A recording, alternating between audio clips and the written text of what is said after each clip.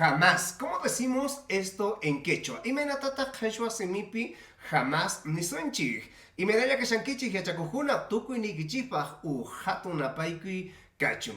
Bueno, jamás en quechua se dice haikaj. Haikaj. Como por ejemplo, mana haikaj mamaykiwan siminakunaikichu tian.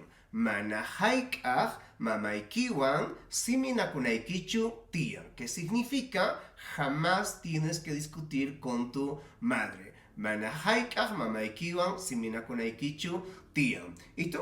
¿Qué otra oración puedes formar con la palabra haikaj? Déjame ahí en los comentarios. Y hace pocos días estuve en Argentina con todo este material y ahora toca a Perú. En el mes de septiembre estaré con todo este material. Todos los que quisieran pueden escribirme a este número. Ajira Gasbaja y Echa Kukuna, Huasco Tincuna Cama.